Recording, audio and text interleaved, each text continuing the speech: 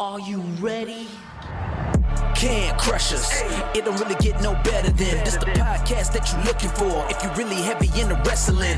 Hosted by the Mark. Energy that's so amazing. Gotta keep it entertaining. Rep the Can Crusher Nation. Yeah, you know what's going down in the ring. Lights out when you hit a ding ding. Knock 'em out like boom bada bing. Hold it down, you can crown me the king. Got a shout out to the Miz and Duke the Dumpster. We choke slamming everybody, power driving, hit 'em with a face buster. Yeah, this the show you need and it ain't no need for waiting. Mark, hold it down for the Can Crusher Nation. All about wrestling and keep it entertaining. Can Crushers Wrestling Podcast. Time to break 'em, let's go. Yeah, Can Crushers. Yeah, Can Crushers. Let's go.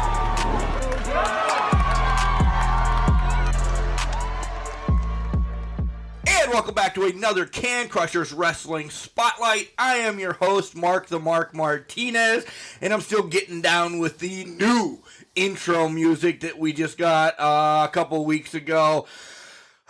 You want to know something? I did very minimal homework for this podcast today. Shout out to Robin the Ref for sending this man my way. He's been in the professional wrestling business for about 18 years now. Ready? He's been in MMA.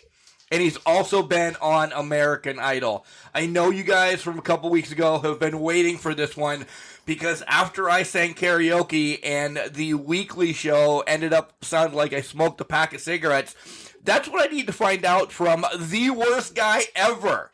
The cancer of professional wrestling. X-Cal. You may also know him as Chris Gazaway from American Idol.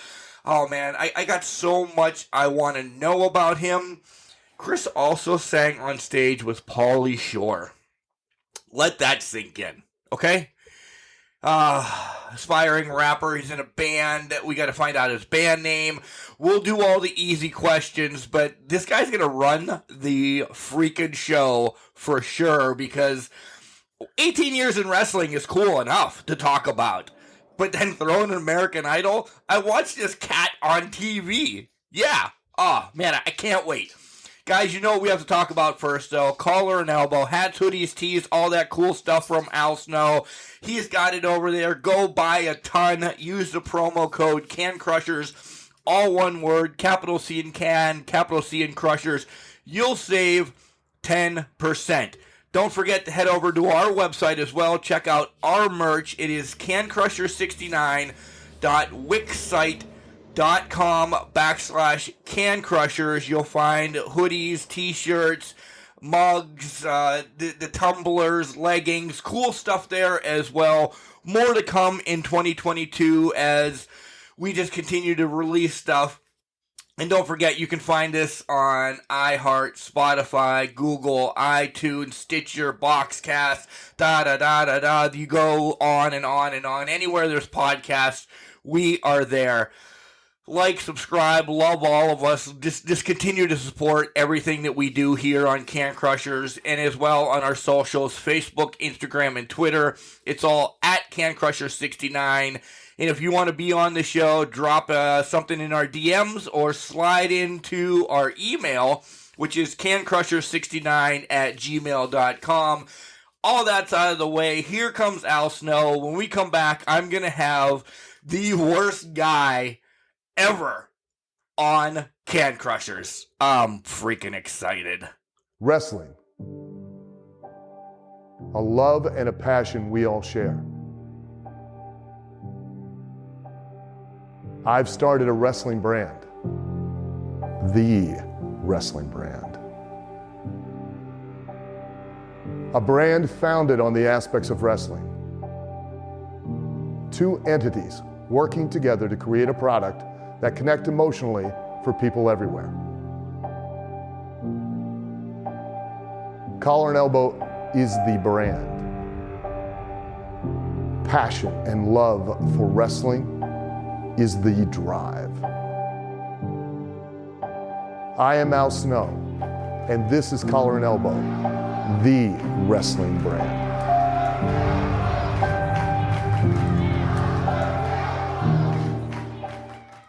And welcome back to Can Crushers, guys. You heard how excited I was to hear all these stories from XCal coming up. So I'm not going to be beating around the bush here today. He is the worst guy in professional wrestling. I got to find out how the hell he got that name, and he's from 21 Jump Street. Yeah. XCal, welcome to the show. Thank you for having me. It's pretty awesome to be talking about wrestling again. Yeah, you have a ton of stories, I'm sure, 18, 19, 20 years in the business, whatever the hell you want to say, because there's training involved. Did you count your training as being in the business? This isn't even a question I normally ask, but do you count your training as being in the business or just your first match? I count it, but also, like, I started my official, training in December of 2002, and I had my first match February of 2003, and I think it was like February 8th or something. So I really only had like 2 months of training, maybe even less. So, I mean, it would kind of be like splitting hairs if I were, to count it. So I always just kind of go from my debut, which was 2003. So. Okay, yeah. So we round. So let's just say 20 years because it's easier. Garbage men are not good at math. We know that. We know that.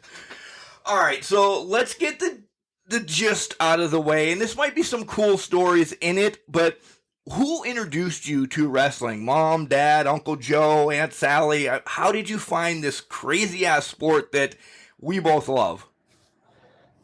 It was actually, I think I was like 5 years old. I was living in a place called Jinx, Oklahoma, and I was flipping through channels one morning, like it may have been a Saturday morning, and I came across like Hulk Hogan, and they were showing highlights of him, and then it was also at the time that he was feuding with Earthquake, and like Earthquake attacked him and like sat on him and squashed him a couple times, and so Hogan was hospitalized. So I was like very intrigued. I was like, oh my God, is he going to come back? And, so it kind of hooked me, and I had to keep tuning in to find out, the rest of the drama, the rest of the soap opera.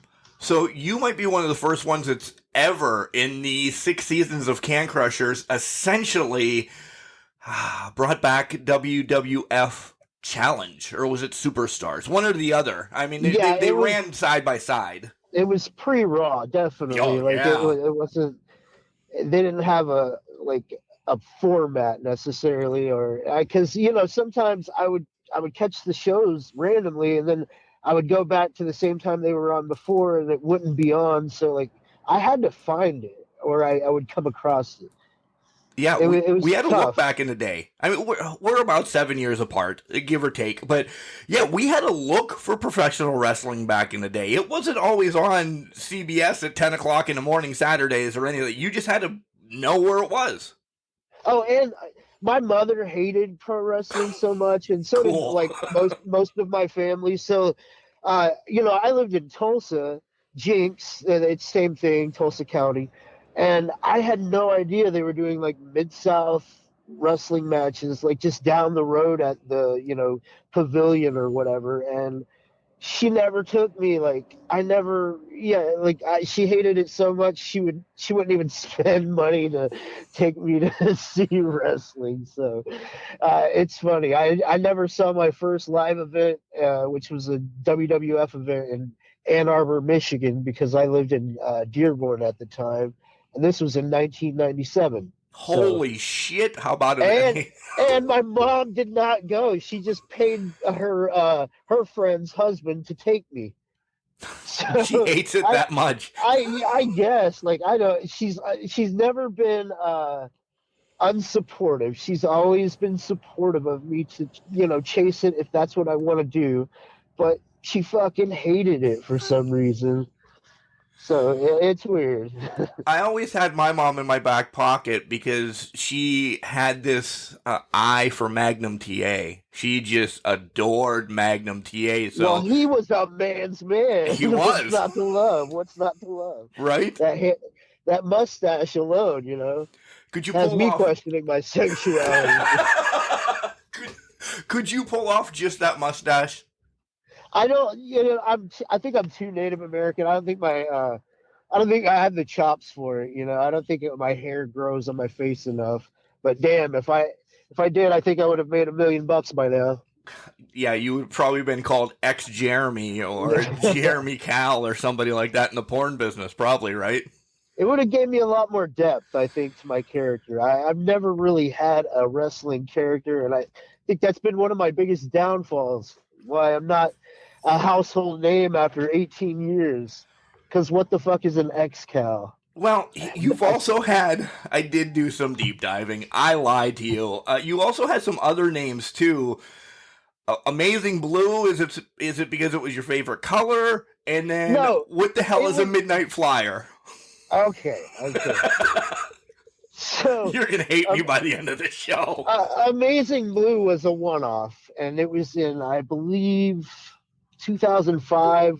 There was this, like, we call them money marks, where a guy comes into town, nobody's ever met him or knows who he is, but he has all this money, and he's going to bring in all the hot, like, TNA guys. At this point, it was like Chris Sabin, AJ Styles, Jimmy Wang Yang, Shark Boy, the list goes on and on.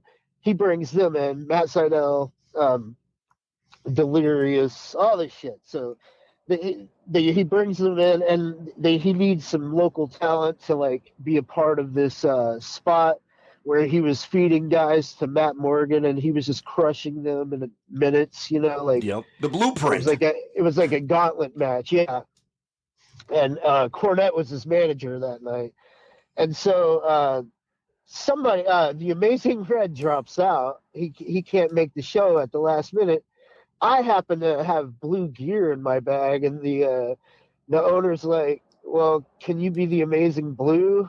And just like having my own little ego back then, and I had been wrestling in the scene for 3 years or whatever it was, 2 years, and I was like, "Well, I think it would draw more money if you just used X-Cal because I'm from this area." But he kind of convinced me otherwise, and I was like, all right, fine. I'm the Amazing Blue. I went out and bought like a do-rag that was blue, and I, just trying to fit the part, I guess. It was the first time I'd ever been asked to be somebody else than X-Cal. So it was a little off-putting, but I rolled with it. Yeah, you spent money on a gimmick that you knew it was going to last for one night. Touche, good for you. Yeah. Didn't lose anything. No. And how about the Midnight Flyer? The Midnight Flyer was a part of a storyline in a company ran out of Arkansas called Traditional Championship Wrestling, and the owner was Matt Riviera, and he just kind of brought the idea to me, and how it went was like X-Cal was kind of feuding with the junior heavyweight champion at the time, who had close ties to the on-screen owner, Brian Thompson. And so I think I ended up assaulting Greg, the guy I was feuding for the belt with at the time, Golden Boy Greg Anthony. And since I assaulted him after the match, Brian Thompson fired me. So I would show up in the crowd at these TV tapings, and at one point I attacked him over the guardrail, and so I had to sneak in and like go under a hood, and I ended up going under the hood as the Midnight Flyer, and I won the belt back from Greg Anthony. And they kept going on and on. They're like, it's X-Cal under there, it's X-Cal under there. It's an old Dusty Rhodes. Yep. Like, I was gonna say that's a great homage to Dusty Rhodes, the Midnight Rider.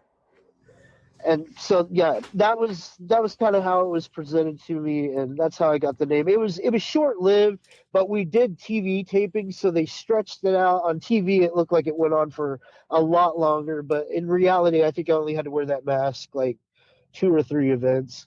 And that mask sucked, by the way, because like I just got some generic shit off of eLucha because I didn't want to spend a fortune on it, because this is my dime. Right. By the way, the company's not providing me money to fucking redo my gimmick. So No, because that you're kind of suspended, first of all. Why the hell would they pay for Yeah, anything that you when you're suspended? yeah, for sure. God damn it. You're giving them excuses now. All right. No, but like, so I'm just rolling with the punches, and I order the gear. It's kind of generic, but it is what it is. It matched. It worked. And I put the mask on. It is so damn tight. Doesn't fit right. The way that it like pulls my eyes out in like the old school offensive way of like addressing an Asian person, like not on purpose, but it's stretching my eyes out, and I'm like, shit, I can't see right, I can't hear, so I'm just kind of like I'm putting all my faith in Greg Anthony, and bless his heart, like that guy's a pro, and he can get you through a match, probably with his eyes closed, and mine damn near were. So, all props to Greg Anthony. He got me through all those matches. So how do you come up with XCal and then the taglines of the worst guy ever and the cancer of professional wrestling? That's gotta be, first of all, do you use that now? Because I'm sure you would get shit on if you would type that on Twitter right now. Jeez, that's social hate right there. Yeah. That was years ago. I think I first heard that term in 2005 or something.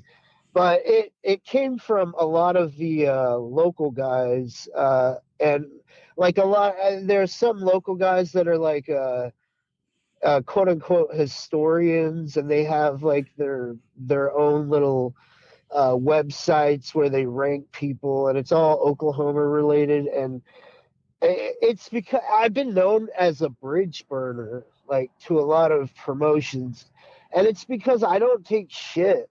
I just don't, and I don't like there was this, the unwritten rules of pro wrestling back then, and like you gotta be respectful to the the guys that came before you, the veterans. But these veterans that I would encounter were so disrespectful when you look back on it. Like they were always assholes. They would go out of their way to just like shit on the younger guys, and at a certain point I'm like, you know what? Fuck you. You're the only reason I'm not, calling you outside and we'll throw hands, and trust me, I'm going to beat your ass, you old fuck. The only reason I'm not doing that is because I respect you in the business, and you're taking advantage of that. So, yeah, I forgot, where am I going? I got on a tangent there, but that's why you were the worst guy ever. I think you explained it perfectly. Yeah. So I was just like, I'm not gonna put up with any shit. So I guess with that, I did kind of catch on the moniker of kind of being difficult to deal with or work with. But I think the people that actually do know me, they think the complete opposite, because it's all bullshit. Like, I am the most laid back person in the world. So that just tells you how bad those people were back then. They kind of, and they made me bitter at a very early time in my pro wrestling career, and yeah, just kind of rain on my parade. That's why I've had a very love-hate relationship with the business ever since I've been in it. Well, that was kind of my next question. Was it because that's the old school way that, you have to earn your stripes, and it's not like the wrestling that I go to up here? We talked about IWC. We talk about IWC all the time on our show, but the locker room is a freaking family. It just wasn't that way back then. It was, I'm going to sell more tickets. I'm going to get more money. I'm going to shit on the young guy because he doesn't deserve to be here yet. Do you feel that's what it was? Absolutely. 100%. Okay. So let's slide back. You saw Hulk Hogan get decimated by earthquake. Who else did you like? Because clearly you're a Hogan fan because you were worried about him. So yeah, I was Ultimate Warrior, Mark. I loved the Ultimate Warrior as a little kid, just because I saw him clash with Hogan, and I loved them both. But I was like, I don't know, Warrior just looked cooler. He had the longer hair and the tassels and the face paint, and I think we needed new blood at that time to cheer for. So he was the new kid on the block, and I don't know. He just looked a little bit cooler. What we know now, it's like, but Yeah. Yeah. but just as a little kid fan, yeah, him, Jake Roberts. Um, I was even into like High Energy, Coco Beware, and Owen Hart. Well, yeah. The Rockers, 100%. And I think I even saw that heel turn coming as a kid, but I didn't even quite know what a heel turn was. But I was like, I think he's gonna kick him in a second. Like, yeah, I had a feeling something was right with that. And I tell my therapist about it all the time. But I think that's where everything went wrong in life. That you go to therapy, or that you found wrestling? No, the moment Sean threw Marty's Okay. head through I think that's where all my psychological damage started. I tell my therapist that all the time. So two people were hugely affected by Marty Jannetty going through the barbershop window. You and Jannetty. I know. I feel like Damn. somebody owes me some checks because those therapists aren't free, you know. No kidding. No kidding. That's a whole nother podcast. That's my wife and I's podcast. If you ever want to come on that and talk about how fucked up we are, yeah, that's another great show. So those are all the people you loved. When did you decide then? You know, you go through high school and you're playing 8-on-8 football and you're sucking at every other sport that you've ever, no, I'm kidding, that you ever were in. But when did you decide wrestling was the thing? Was it when Hogan got killed, essentially? I swear, like, even when I was 7 and 8, you couldn't convince me that I was going to grow up to do anything else but pro wrestling. I was so in love with it.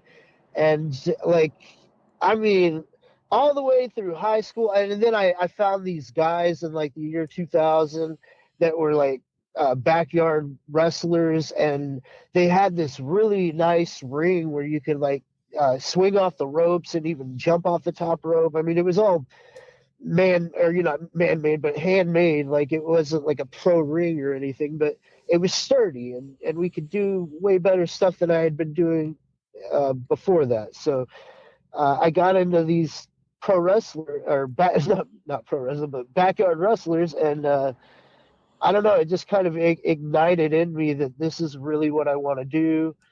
I would have like meetings at school in the commons area, like college day, where they would have all these pamphlets from college, and I remember I would always slide them back across the table, like, oh, I don't need this because I'm going to grow up and be a pro wrestler. Yeah. Let me tell you, me and my best friend are in the same spot. None of us went on to be pro wrestlers. We do the podcast and stuff. In junior and senior year, the girls in our school now know, but we kept it hidden for about 25 years. We started a women's wrestling federation with all the girls in our senior class, and just gave them names. I'll just leave names as the best way. And we would just book them as having matches. We called it the WLF, World Ladies Federation. And oh my God, some of them found out our senior year and they actually wanted to know what the hell was going on. But yeah. That's a pretty groundbreaking idea for back then. Yeah, 95? Hell yeah. I mean, all we were watching was Moolah and Wendy Richter. No disrespect to them, but, do their thing. This was way before, the Attitude Era started and all of that. Yeah, with Trish and Lita. Yeah. The girls didn't like it, by the way, Chris. Not at all. Not at all. Of course. Yeah. Girls. Ugh. So where did you decide to do your training at once you got out of the backyard, essentially? Okay, so a lot of our guys from backyard wrestling in 2001, we were invited by the local Oklahoma Pro Wrestling League, and they found our message board on our backyard wrestling website, and so they invited us. They were like, hey, we're doing these I don't know, they kind of sold it like it's like a tryout, or it's just like a free day of training. So they just wanted to see what we had, but really what the reality was is that their business was kind of on the decline, and they saw like 30 kids that are, you know, potentially they could sign up for their class and make money off of them. And so that's what they did. And not all of us were old enough to sign up. I definitely wasn't. I still had a year of high school.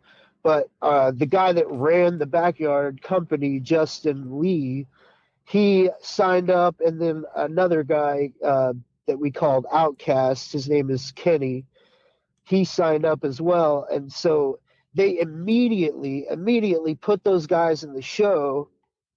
They were like, hey, can you go? Have you ever gone through a table since you do backyard wrestling? And Justin's like, yeah, of course. And so, like, they literally put those guys in the show, and, you know, our guys tell us, hey, they're putting us in the show. So we show up 30 deep. That's like, you know, we're paying $5 to $10 a ticket, you know, do the math. And it's money. So yeah. We're helping their business along. And I think that's what it was. But for us naive kids, we were like, damn, we're being called up to the big leagues. The big leagues are looking at us and scouting us, you know, because we're just arrogant and invincible little kids. Yep. Yeah, I'm there with you. I know. Did you have titles, by the way? Big cardboard boxes that you cut out? Oh, of course. But we went to this guy. Oh, God, what was his name? It was like a PJ Rock or something like that. He made these custom title belts, like but like for backyarders, and they were actually really nice, and they cost a little bit of money, but especially to like 16-year-olds that, you know, some of us don't even have jobs. We're just doing side jobs just so we can earn money to buy these fake belts. But no, we had custom made. Damn, do you still have one?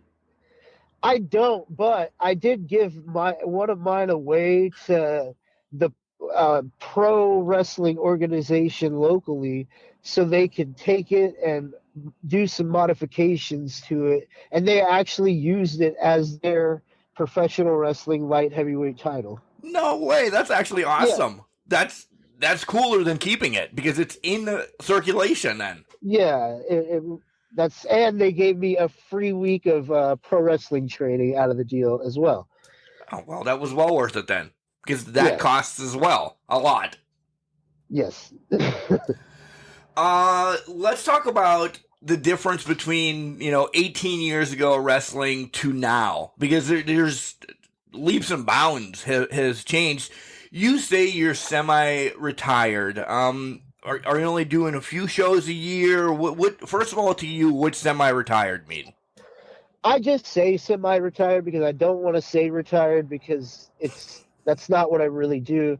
I just kind of at this point and where I'm at right now, I'm fortunate enough that I know a few promoters where I can pick and choose when I want to come back, because pro wrestling for me, I mentioned a couple times that it's a love-hate relationship, but the biggest thing for me now is I want to have fun with it, and I don't want to go out and look terrible. I don't want that to be my lasting impression on the world of pro wrestling. So I'm just kind of looking for that one good run that I can be proud of, and then maybe just hang my hat up after that.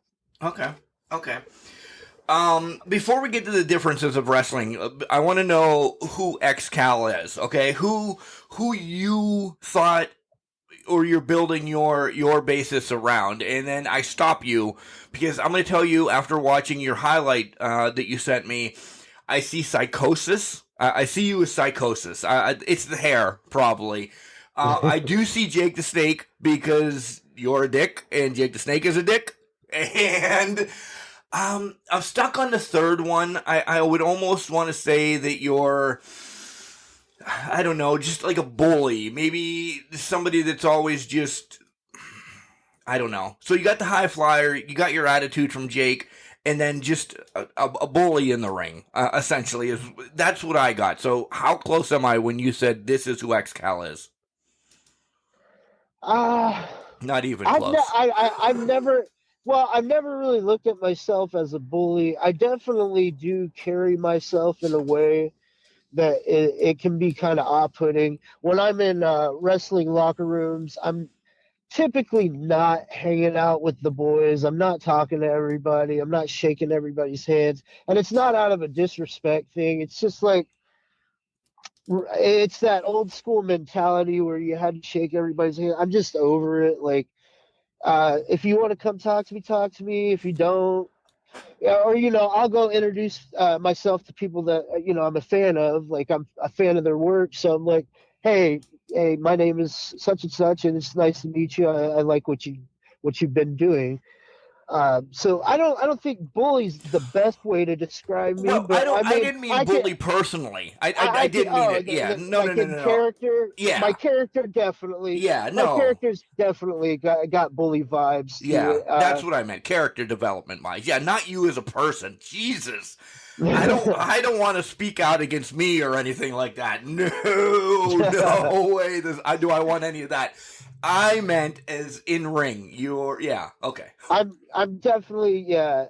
I'm a dick, and it doesn't matter if you kick my ass or not, as long as I can hurt you or give you a black eye or something. Like, it's not always about the win for XCal. It's more about just doing damage and making somebody very unhappy. Okay. And the name XCal, it actually stemmed. A lot of people think it's Excalibur, which it was in backyard wrestling, but right before I turned quote unquote pro, I was talking to Justin Lee, the owner of the backyard wrestling thing, who ended up being one of my trainers in pro wrestling. Crazy, right? Right? Yeah, But that's awesome, actually. he one night we were out at maybe a Whataburger or some restaurant, and fast food restaurant, and he was like, "What if we called you Xander Calloway instead of Excalibur, because that's kind of meh." Oh. And he kind of sold me on Xander Calloway, so that's what we were going to be. And right up until my debut, my pro debut, uh, I had every intention of being Xander Calloway, but sure enough, when the ring announcer announced me, she announced me as X-Cal, because that's all she had known me as, like, since meeting me. So I was just like, well, fuck, I guess I'm X-Cal. Oh, so And yeah, I Xander never to the looked wayside in seconds. Yes, I mean, I didn't really fight for it either. I was just like, well, fuck it. And I always made jokes, like people would ask me what it means, and I would tell them something random, and I can't even think now what I would used to tell them, but it was almost like, when Fez would try to tell the guys from that '70s show where he's from, and every time he would try to tell it, it would get interrupted. Yes. That's kind of what the joke was with XCal and what it meant. Okay. All right, so back to the topic at hand that we started, I don't know, 10 minutes ago. Difference in wrestling from when you started to 18 years ago. What have you seen? Because 18 years is a long career. There's some guys that don't sniff that. It's honestly, I really wish I would have broke in, had my debut about maybe 5 to 7 years after I did, because there's a lot of the new school and things like that I agree with. Maybe not so much the way they lay out their matches and all that, but they're way more like socially. They have a bigger social voice, and they don't tolerate the toxic and negative aspects that a lot of the old school philosophy brought to pro wrestling, and it was still very much there in '03 when I broke in. And so, I think I dealt with a lot of negativity and unwarranted bullshit that got thrown my way a lot by a lot of insecure old bitter wrestlers that never made it anywhere, and it really affected me bad. Like I quote unquote retired or walked away from this business so many times because I was just like, fuck, I got stuck in a rut. But and some of that is on me, because I should have I should have worked harder to get myself out of this situation.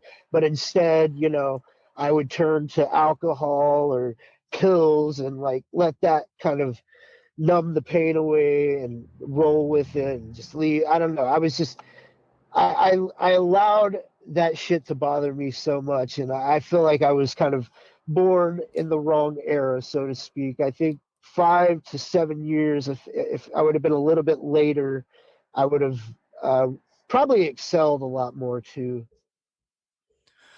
I'm just sitting here processing that. Thank you for being so open, that you openly admitting alcohol is in wrestling, pills in wrestling, and a lot of people don't talk about that. So we're going to sidetrack here for a second.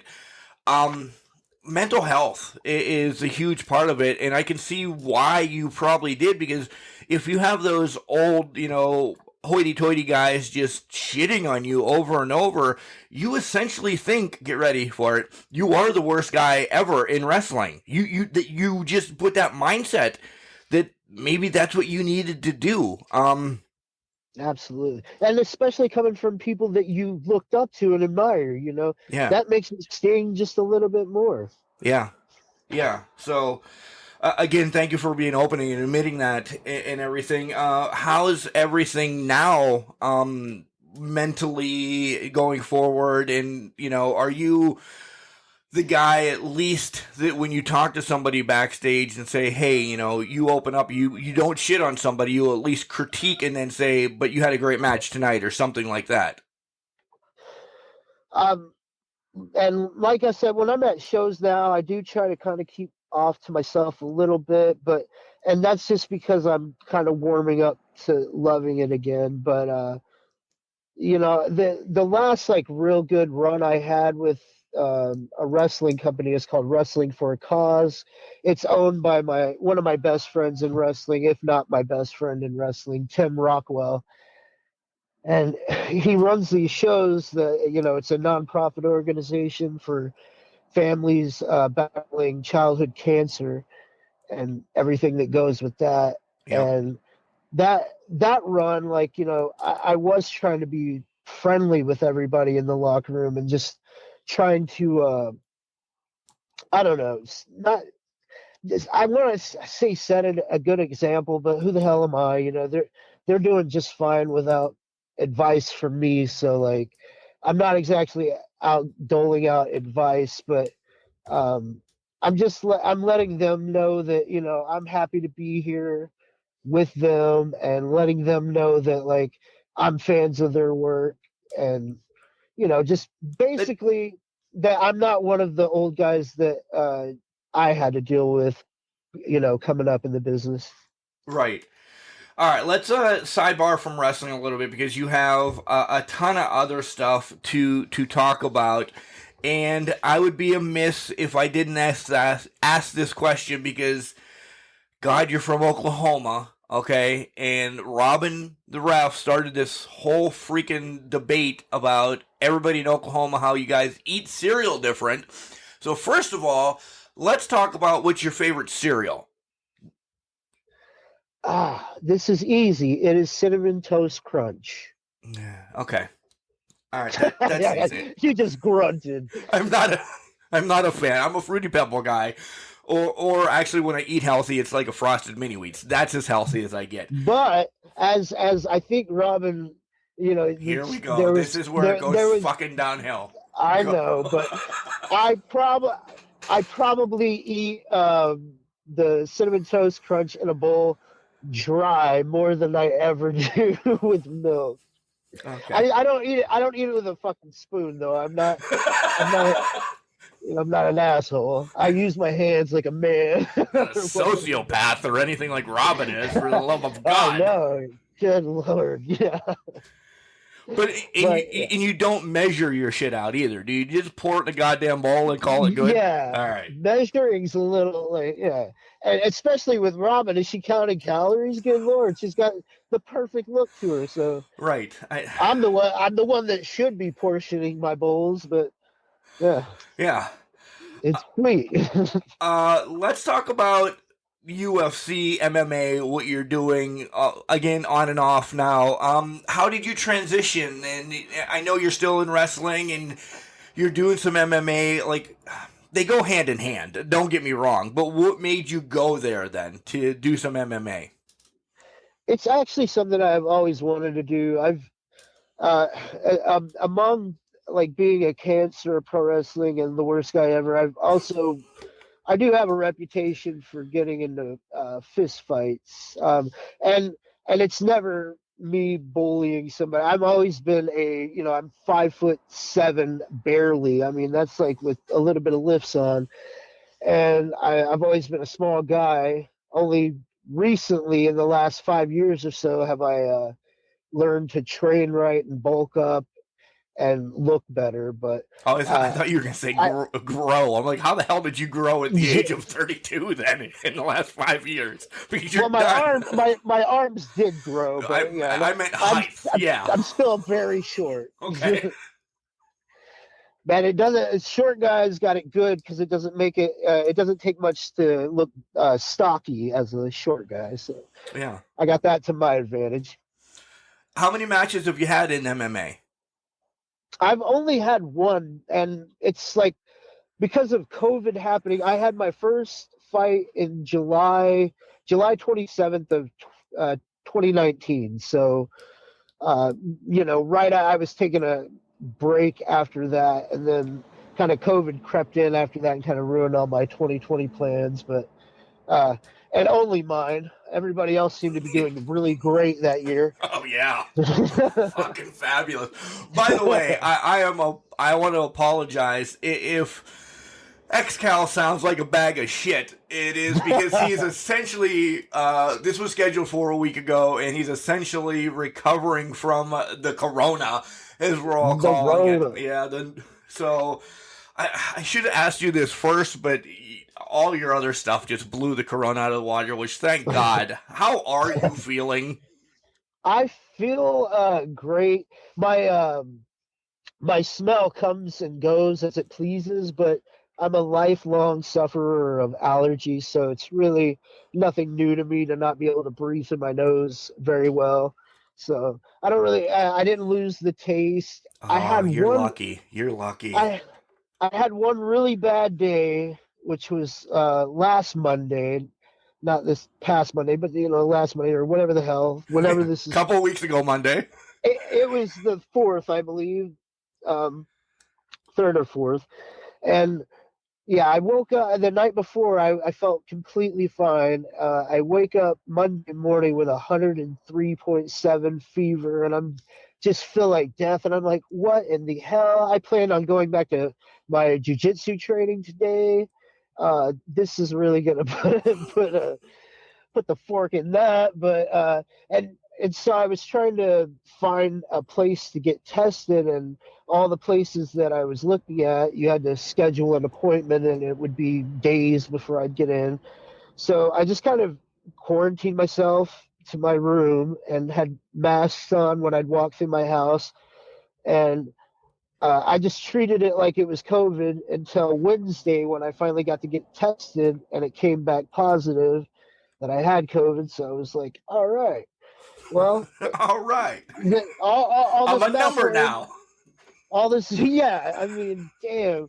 I was just surprised in the line of work I do in my day job, and the fact that my wife is an RN, a registered nurse in a pediatric department, that we haven't had this sooner. It's been 2 years, and somehow we dodged it.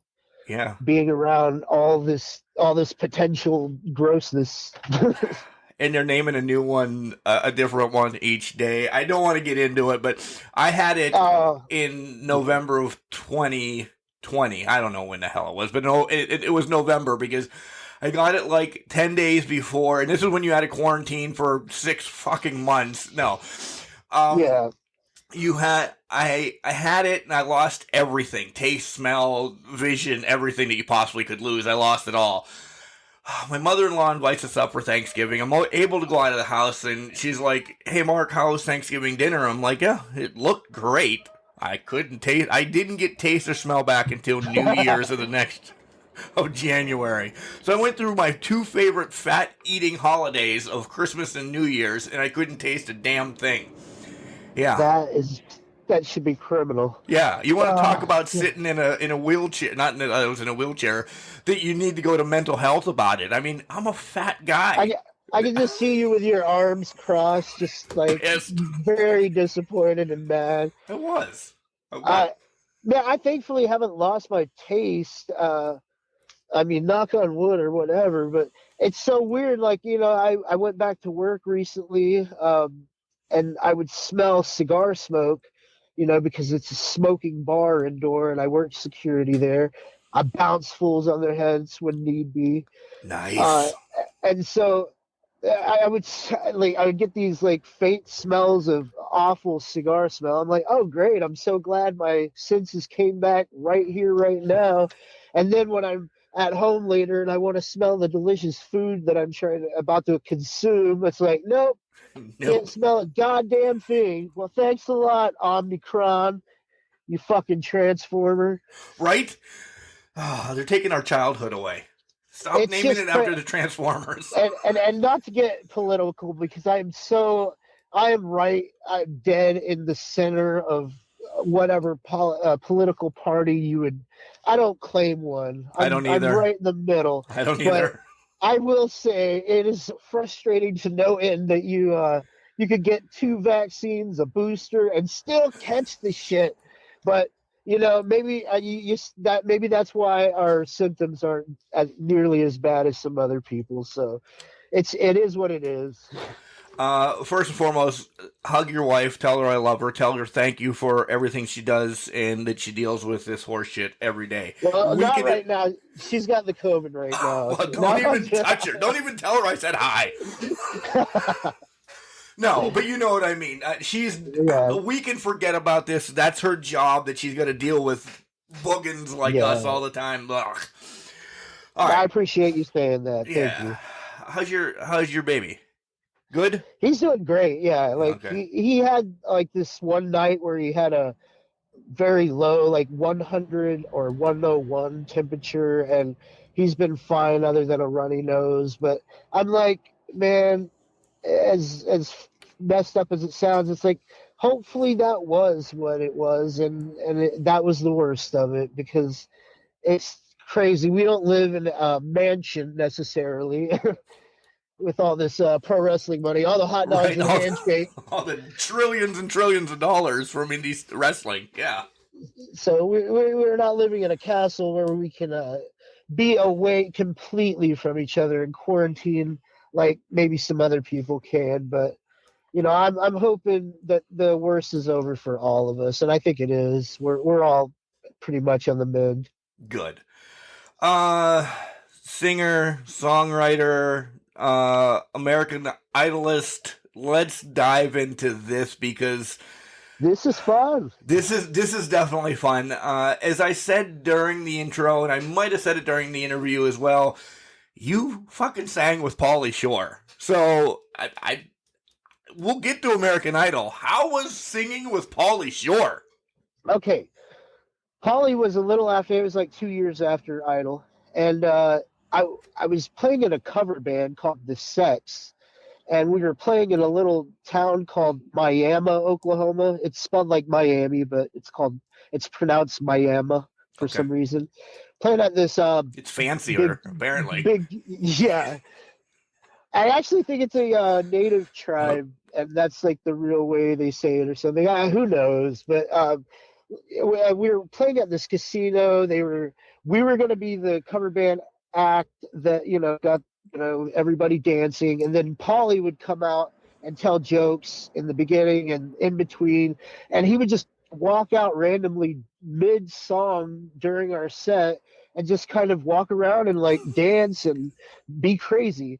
And so at one point he started saying, "Oh, play some old shit, like do some 80s and like John Hughes or whatever." And so our keyboardist and band leader, Cody Bailey, he starts playing, what is it, Cyndi Lauper's Time After Time. Oh God.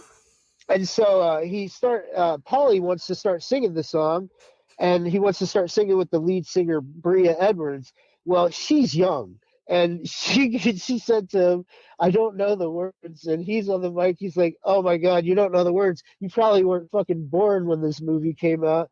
And so I get on the mic, and since I'm the backup vocalist and rapper, I start just singing the song, and I don't know all the lyrics, but I'm humming some of them, and he just goes along with it. In that video, everything you see is just an organic moment of us just working together, and none of it was planned.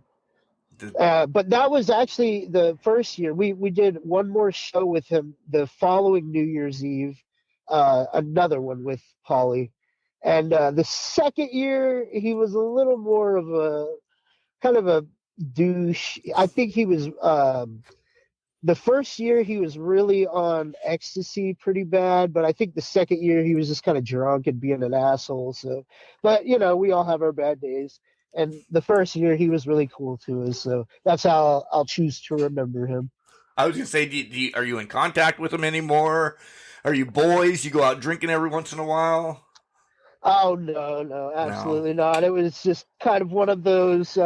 Two offs. We're both, yeah. We both have a job to do, and we're just gonna be professionals about it. Nice. Okay. American Idol. So I remember watching you. Okay. And you're like, I just came just to see what I could do, essentially. I don't know the words, but I remember it because we live and die American Idol in this house. We live and die it. And you're just like, I just want to see what I could do. I did, same to me, but not up until season 12 when I was on. But go ahead, I'm sorry. No, it was just like, you're there. And I'm not playing any disrespect or anything. You're like, yeah, I just want to see what I can do. Screw it. And you made it to California. And do you want to know how I did it? Yeah, I do. And then I want you to sing with your Corona voice. And then I have a question. I have a question for you because I also am a singer every once in a while, and we'll get to this. Okay, so go ahead. You tell me your whole Idol thing. Okay, it started in July. I saw that there was going to be auditions in Oklahoma City. I've been a fan of the show since Daughtry was on, Chris Daughtry. And, you know, so I was always like, man, this is cool. I love how they, you know, take these people that, you know, come from nothing and like, you know, nothing to something. It's like a rags to riches story. I was always like enamored with that kind of idea. And so I was like, well, fuck, they're going to be in Oklahoma City for the first time ever. This is kind of like a sign. I should go. And so I go, but I pack my pro wrestling gear with the Midnight Flyer because that's what I was doing at the time in pro wrestling. And I was like, okay, there's no way in hell I'm going to be a better singer than 10,000 people because that's how many people were at this like big cattle call. And so I had to I was like, you know what? Why don't I put on the gear, the mask, walk around very Mystique-like, and then when it comes time to sing, I'll take the mask off and just give it my legitimate 100%, and we'll just see what happens. And that's exactly what happened. I sang "The Way You Make Me Feel" by Michael Jackson, and the first two girls in line that got called up to the table by the producers, and they were like, you know, ushered away, and then I was the last person they called up to the table, and they were like, you know, at first, we got to be honest, we thought you were going to be a complete joke, but and then they look down at the paperwork and they're like, but, you know, judging by what we see on the paper, you're a pro wrestler. It makes sense. When you actually opened your mouth, you really actually sounded good. So we want to give you a second shot. And I was just amazed because I had absolutely no expectations with it. It was on a complete whim, and yeah. And being such a fan of the show, I was just like, what the hell just happened? And then shout out to your shirt that you were wearing during American Idol. It was a Spinebuster shirt, which I marked out going back and watching this. I'm like, holy shit, he's got a Spinebuster shirt on. I love it. Talking to freaking Ryan Seacrest with a Spinebuster shirt. Gotta represent. Right? So you make it all the way to Hollywood, And let's talk about, some of the judges that you had. Nicki Minaj. I mean, Mariah. what interactions did you have with all of them? Yeah, go ahead. Okay, and before we say I go to Hollywood, after that initial audition that I had, I just told you about, there was rounds 2 and 3, which were about 2 months later, or October. It was in October, the rounds 2 and 3, and in those rounds you see another set of producers, and in that round I did, that Michael Jackson song again, and then they were like, do you have something else for us? Let's hear some of the rap. It says rap here. Let's hear the rap. So I rapped one of my original songs, like the first verse of it. And then they were like, it also says you pro wrestle. All right, go ahead, go through. And they sent me to the third round, which is the executive producers, with guys like Ken Warwick and Nigel Lithgow, who's Holy like a shit! Yeah. and I actually knew who these guys were, so it was a little intimidating. And there was like I believe a 4-person panel that was judging me for this one, and for whatever reason, I've never sang this song since, but I went in and auditioned with "Isn't She Lovely" by Stevie Wonder, and then right after they were like, okay. Now we want to hear some of the rap. So I rap another one of my original songs, like the first verse of it. And I get like the first guy. He was an older guy. He was like, I loved it. I absolutely just loved all of it. And he gave me a yes. The second guy was like, I think I like the rap better than the singing, but I definitely think you have what it takes for another chance. So I get a yes from him. Then it was Ken Warwick, and Ken Warwick was. Oh no, no. Then they bounced it. They bounced it to. No, yeah, it was Ken Warwick. Never mind. Sorry, I'm getting my shit confused. Then Ken Warwick said, "Honestly, I don't think you'll." Wait. God, I'm getting confused. I'm sorry. Ken Warwick.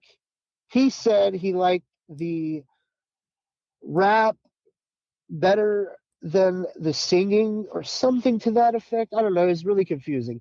But by the time we got to Nigel Lithgow, he had such a disdain for me. He was he was like, sorry, I'm gonna go call on another number if it cuts in and out for a second.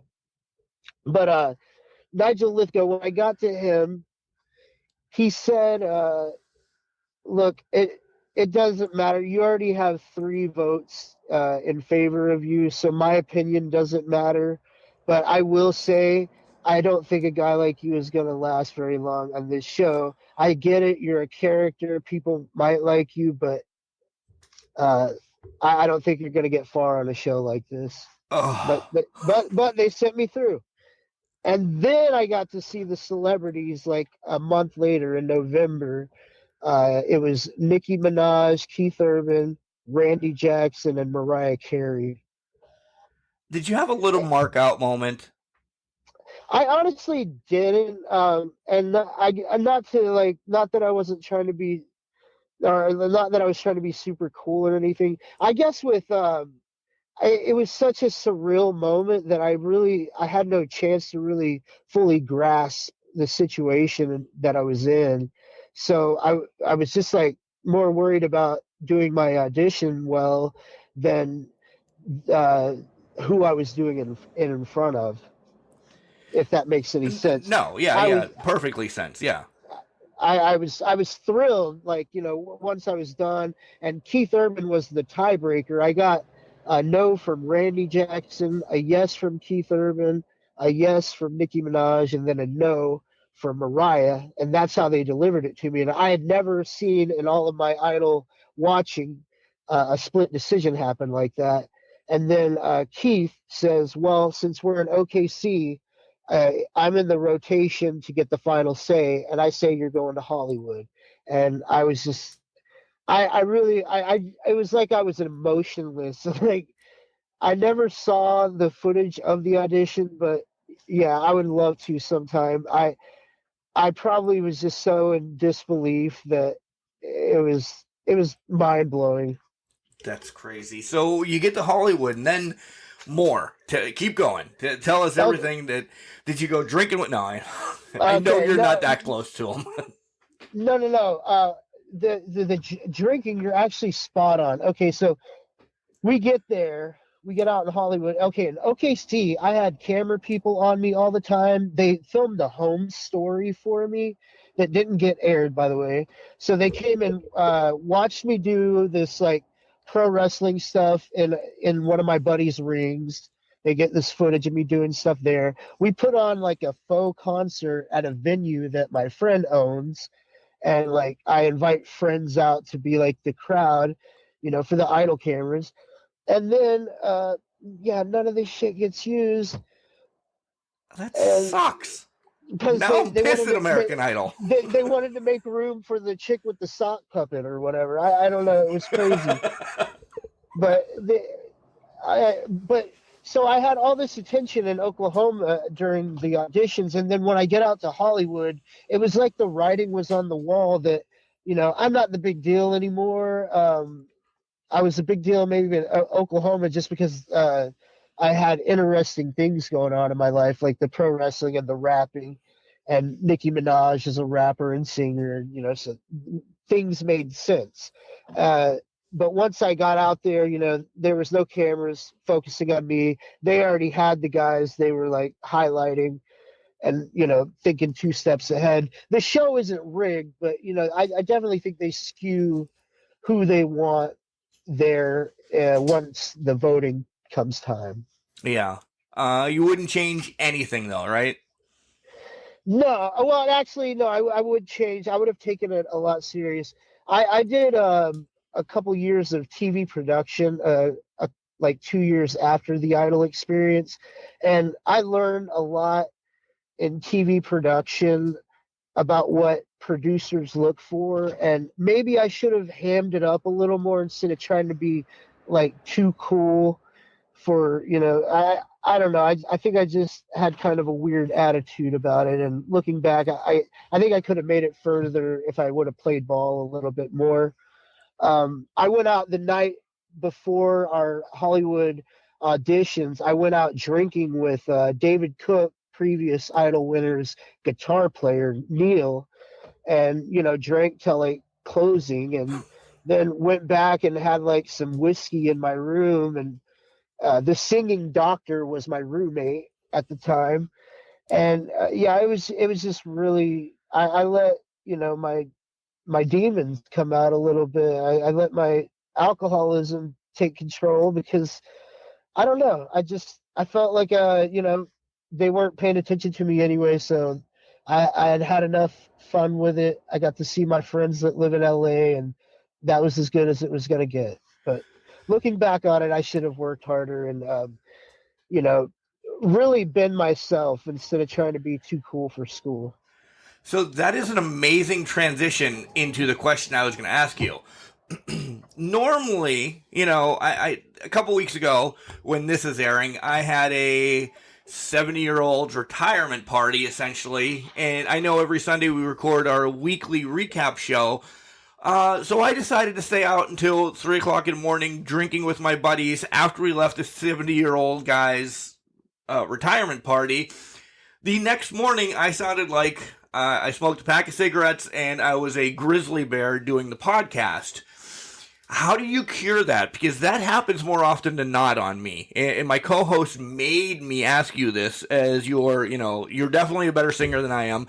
And I will scream Bon Jovi, Nickelback, Buck Cherry, and then sometimes I'll even do a little Frank Sinatra. But I definitely am not as trained as you. So...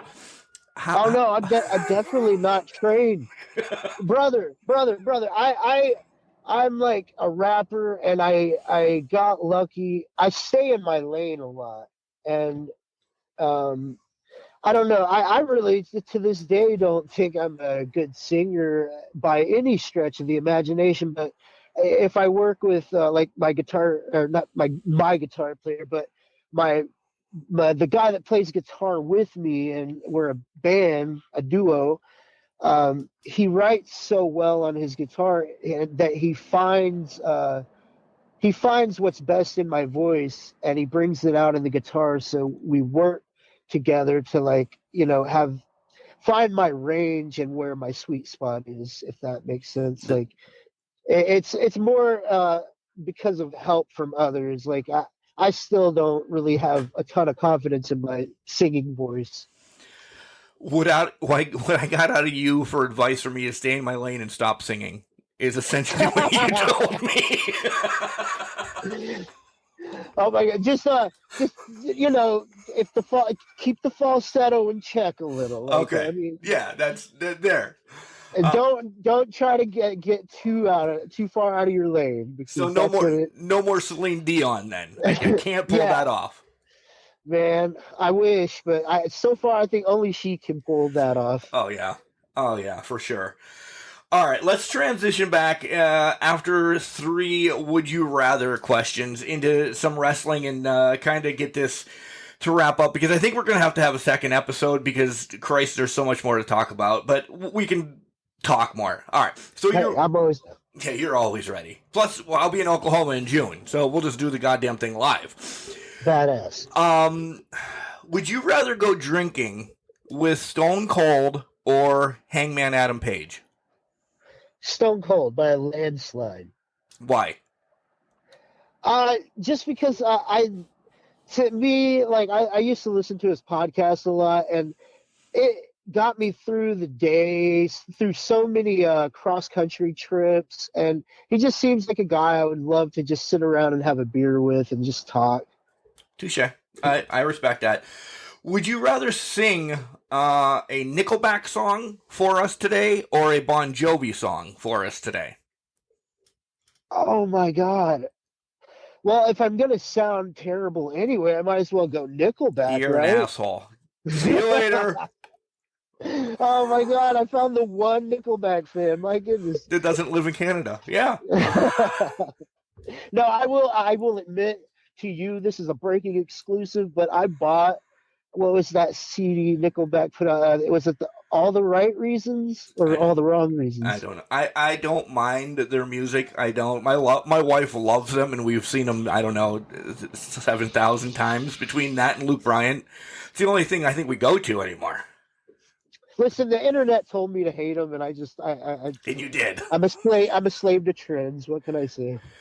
And if you could go on tour with one of them, and I think I know who it's going to be, would you rather go on tour with Nicki Minaj or Keith Urban? Oh man, Keith Urban. Yeah, because hands he down. got your ass to Hollywood. Dude, yes. Oh, not just that. No, I'm kidding. He was also, they asked me on the show, like, who I look forward to meeting the most. And I was like, Keith Urban, because he is such a dope guitar player. I think a very underrated guitar player. Like, if you go on YouTube and look up some of Keith Urban just shredding on a guitar, you'll be really surprised. Like, it's like when you watch John Mayer and he reminds you that he's not just like some bubblegum pop singer. He can shred on that guitar. Oh, I'd be remiss, too, if I didn't say that you're still currently in a band, right? Yes, sir. Called the Kayfabe. Stop it with the sir, you goddamn people from Oklahoma. Oh, sorry. No, and it's really more like a Pharrell. Yes, sir. Yes, sir. Okay, yes, sir. Yes, sir. Yeah, I love the name. Where can we find you? Spotify and all that stuff as well? I don't know if we're on Spotify, but we should be on like iTunes and YouTube Music, and Bandcamp, things like that. But yeah, we really got to get on that. He and I, we had our first children, our first kids, 9 months apart, exactly. So we've crazy. We've been very busy, kind of busy being fathers lately. Yeah, because the highlight reel that you sent me from 2019, that's legit your song, right? And yeah, I do have it set to come up on the Facebook so everybody can see it. So, yeah, I love that song. I listened to the song more than I watched your highlights, and then I went back and actually watched the highlights. I'm sorry. I'm just glad you got something good out of it. Yeah, I love that song. I really do. I appreciate it. Can you look back, and now we're back to wrestling, can you stop and look back at your 7-year-old self and say, holy shit, 20 years in the business, mom's still pissed at me that I did this, and she hates it, and she doesn't support me, but you feel good about yourself? Oh yeah, I don't think I would change anything, necessarily. Uh, I think lessons that learn in life are maybe for a reason, even if we don't see that reason for maybe 10 or 12 years afterwards. But um, I met a lot of great people in it, a lot of interesting characters, and some that I still talk to this day. So, and wrestling taught me a lot about just promotion and things like that, and storytelling, even with my video editing and stuff like that. So, I definitely wouldn't change anything about being or wanting to be a pro wrestler. I think ultimately it was a good thing for me, and to be honest, I'm not done yet, and I do feel like I have a better head on my shoulders now more than ever to start really, doing some inward thinking and, you know, trying new things and being open to new things. Yeah, I completely understand what you're saying. Yeah, without giving anything away. That's cool. Um, a big question that I always like to stir the pot with. Wrestling has stigmatisms just laced around them. From you talking about, the old fuddy-duddies back when you first started to, sexuality, race, anything like that. If you could do the whole magic wand, and it's not going to be perfect, but what's the biggest thing wrestling really needs to change right now? Because don't get me wrong, I love the sport. I get to go into some locker rooms, but I don't get to see all of them. There's some shit that is bad still, and I never release it. I like to hear what you guys like to say. So I'm one that waved the women's flag. I think they still are not treated well. I would agree with that.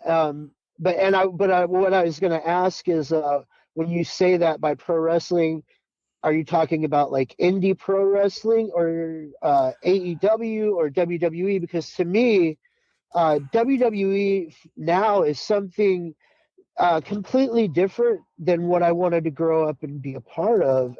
Yeah. It's so different now. Like, they're not even looking for pro wrestlers to be a part. They just want these like athletes, these football players or amateur wrestlers and things like that to go in so they can mold. Or they even wanted actors. I heard. So, I mean, that appeals to my like. I love storytelling in it. Maybe even more than pure wrestling matches.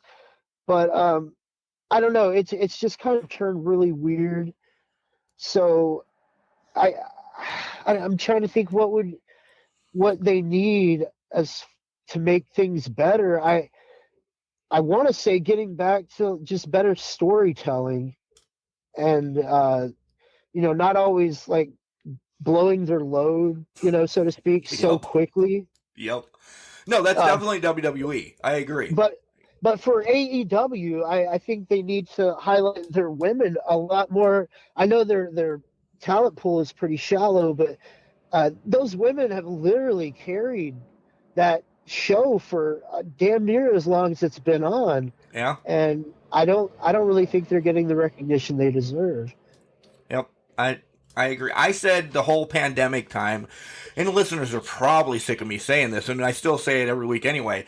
The women carried wrestling during the whole pandemic. The Sasha, the Bailey, that in the WWE, Britt and Thunder Rosa in AEW, and I could name indie stars around here that just carried wrestling, that made it more involved than the guys did. And it's no disrespect. It's just we saw something different, and we're like, God damn, these women are doing it better than the guys, and I love it. It's a long way from Trish Stratus crawling around like a dog and barking, right? Right, and that's exactly what I meant, and I hope it never gets back to that at all. So, semi-retired, we talked about this a little bit, and you get to dabble when you want to, but do you have anything booked right now, essentially? I actually do. It's March 5th, and I'm such an asshole because I can't remember. I can't remember the name of the company. At least you admit it.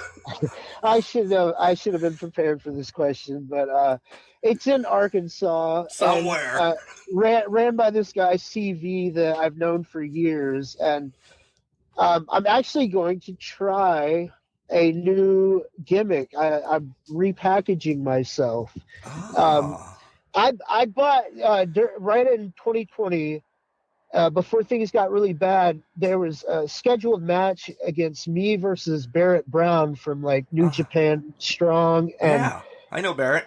I was ready to, like just blow the roof off of the place and have a really good match with him. And it was going to be a series of matches. We were going to be in a little program together, and then COVID happened, and I bought gear and had it rushed to be made. Like, what do they call that?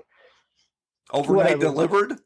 Not overnight delivered, but where they I don't know. They basically put my order to the front of the line because I had to pay extra. Oh, yeah. And so they get it done fast. Expedite it. Expedite. That's the word I was looking for. And we're learning words on Can Crushers today.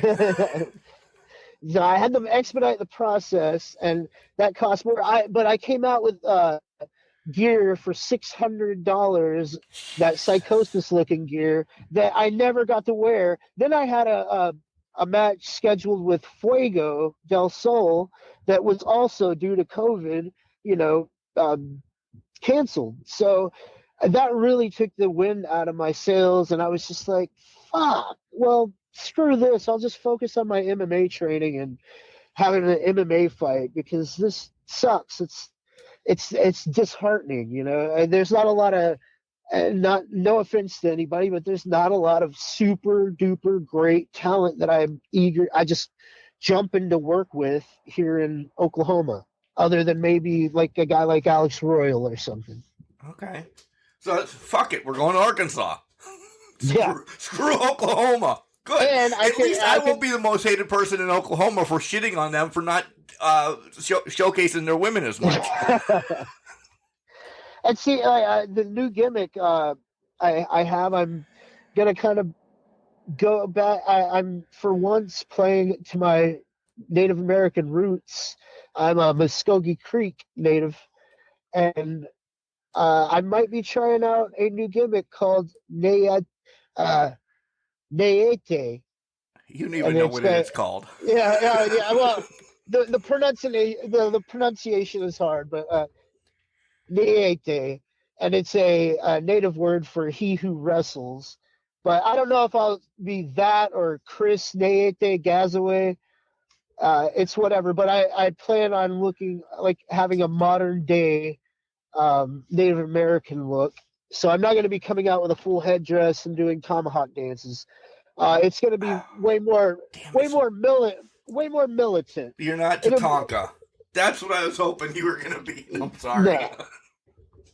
It'll have a little bit of a militant vibe where this guy isn't very happy about the genocide of his people or the fact that everybody else is getting a place in line, to stop Asian hate or Black Lives Matter. But what about the people that were here first, the indigenous people? Are you just gonna, just push us off to the side, sweep us under the rug? You genocide our entire fucking people, and you're not gonna say anything. You're not gonna have any representation anywhere for this.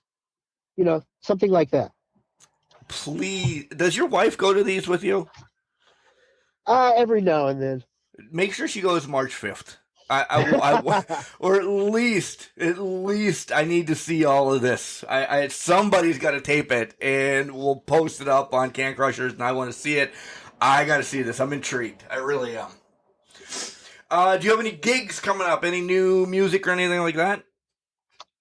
I think I have a gig. We're still trying to finalize it. It should be sometime in March, probably a couple weeks after the wrestling show. Okay.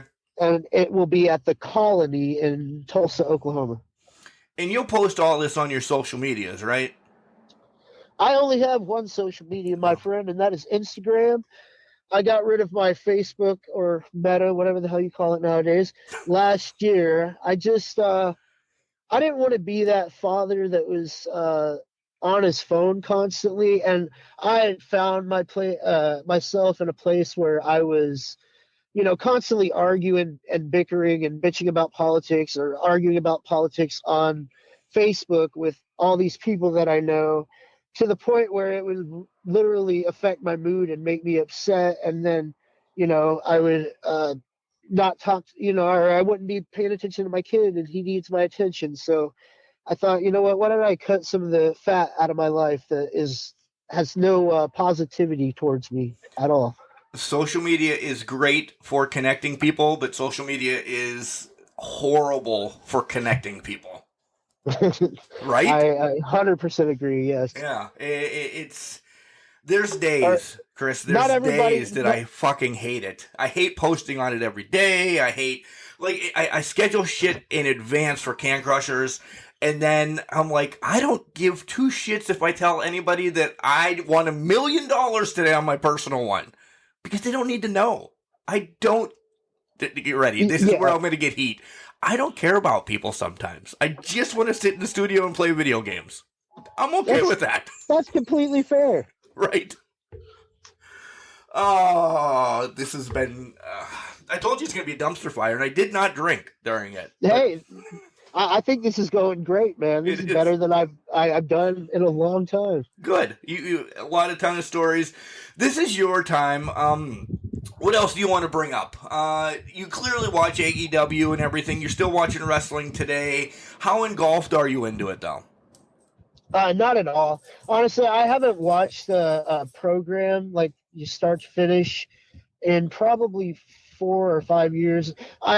Everything that I know about wrestling is from little clips that I get on not YouTube, but Instagram, and so I'll follow the All Elite page or the NXT page or whatever, and so that's kind of where I get my info from. And of course, when Punk and Danielson came back, I YouTube those segments and stuff.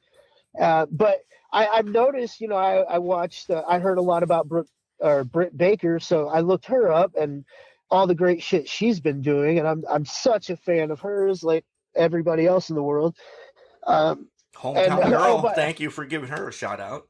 My goodness, that line with MGF to CM Punk about the only thing he's good at is trying to get in her pants. I was like, wow. I was thinking the same thing because of, CM Punk's, list of WWE divas he ran through during his time with that company. So I was like, no, I can see that, but whatever. Maybe I'm just, I don't know, warped in the head. No, so you're still in touch with it. You just don't engulf the 45 hours of wrestling that's on TV. Yeah. Goodness. Oh, and Trevor Murdoch is a buddy of mine. So whenever he won the NWA World's Heavyweight title, I definitely tuned in for that, and I was super proud of him. He is very happy. Trevor Murdoch is one of my favorite. I was so pumped when he won the title. I thought he finally got the respect. He did a couple shows with us here in Tulsa at that Wrestling for a Cause show company I was at, and when I watched him, I was like, good Lord, man, like body image aside, like you can still go, and like you are fucking entertaining. You could be on AEW, or AEW wasn't around back then, but I'm like, you should be relevant right now. Like you're too good not to be known somewhere. I am glad. To me, he's always old school. WWE didn't treat him well. He fits that whole NWA old school type of wrestling to the T. To me, he's the new Harley Race. He really is. Absolutely. I met him actually at Harley Race's birthday party in 2003.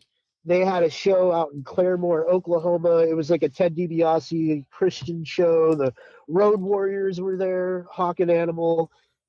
Buff Bagwell, all kinds of dudes. And after the show and catering, we were all eating. And I remember I was sitting at this table, and I was sitting like between this guy, Big Daddy Moore, who used to wrestle in the local scene, and Bull Schmidt.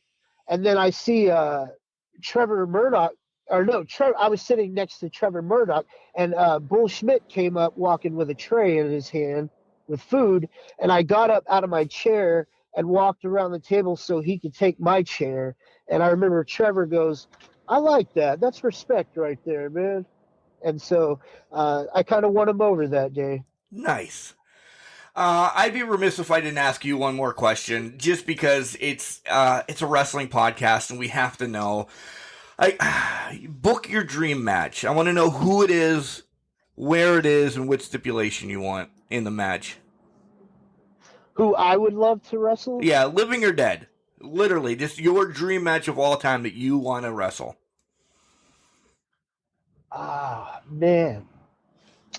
If you, give me one couple seconds, because there's definitely got to be somebody on there.